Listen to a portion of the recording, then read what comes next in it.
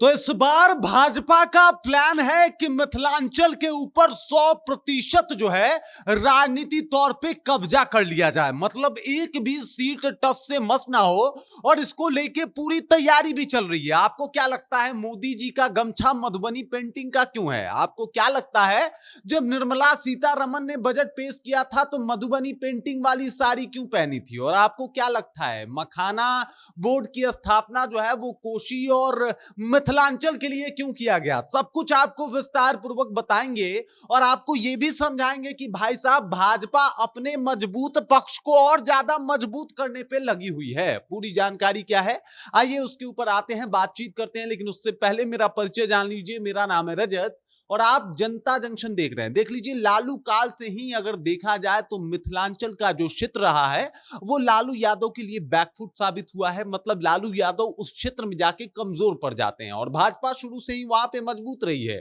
और उसी मजबूत क्षेत्र को और ज्यादा मजबूत करने के लिए लगातार प्रधानमंत्री का दौरा भी है।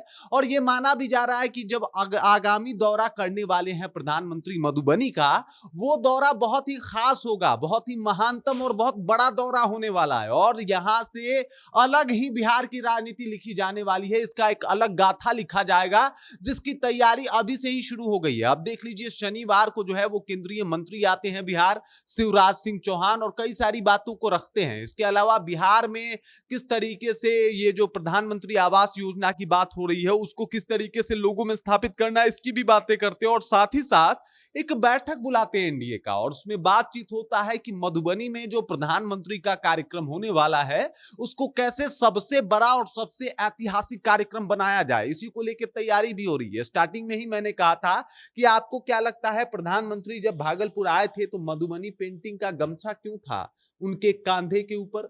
आपको क्या लगता है जब द्रौपदी मुर्मू आती हैं यहाँ पटना में तो वो मधुबनी पेंटिंग का ही देख लीजिए उन्होंने स्टॉल ओढ़ रखा है। इसके अलावा आपको याद होगा कि जब बजट पेश हो रहा था तो उस वक्त निर्मला सीतारमन ने जो साड़ी पहनी थी वो भी मधुबनी पेंटिंग से ही निर्मित साड़ी थी। अब सिल्क की बातें हो रही है भागलपुर की, अब मखाना की बातें हो रही है। और आपने देखा होगा आए दिन जब भी प्रधानमंत्री जी को बोलने का मौका मिलता है तब वो मखाना की बातें करते हैं, तब वो बिहार में मिथिला की बातें करते हैं, मिथिला के ऐतिहासिक धरोहरों की बातें करते हैं, सीता माता की मंदिर बनाने की बातचीत होती है। और ये सब कुछ बताया जा रहा है कि भाई साहब इस बार मोदी जी का प्लान है कि मिथिलांचल क्षेत्र में जो ये 10 जिले आते हैं वहां पे इनका स्ट्राइक रेट जो रहे वो 100 का रहे।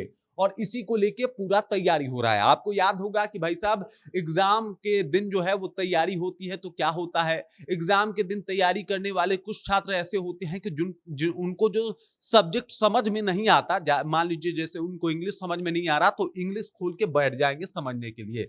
अब एक दिन में इंग्लिश समझना तो मुश्किल है, लेकिन अगर किसी छात्र को मैथ समझ में आ रहा है और वो एग्जाम से 4-5 दिन पहले मैथ ही पढ़ रहा है तो उसकी मैथ पे पकड़ और भी मजबूत हो जाएगी और इंग्लिश वाला मार्जिन जो है वो मैथ में जिस तरीके से वो उनका सफल नंबर आएगा उससे तय हो जाएगा। और यही काम अभी भाजपा भी करने वाली है कि भाई साहब चलिए कोई बात नहीं, बाकी बिहार में हो सकता है कि मेरा सीट कम आए, लेकिन जहां पे मेरा मजबूत पक्ष है वहां पे स्ट्राइक रेट और मजबूत करने की आवश्यकता है। और प्रयास ये है कि वहां पे 100% का स्ट्राइक रेट हो जाए। और इसी को लेके मतलब जितनी भी तैयारियां हैं, जितने भी कोशिश प्रयास हैं, सब कुछ किए जा रहे हैं। प्रधानमंत्री का लगातार बिहार दौरा भी ये बता रहा है कि भाई साहब अब कुछ बड़ा होने वाला है। 100% का स्ट्राइक रेट अगर 10 जिलों में हो जाए तो मतलब 65 से 70 सीट जो है वो जीतने के फिराक में बीजेपी है।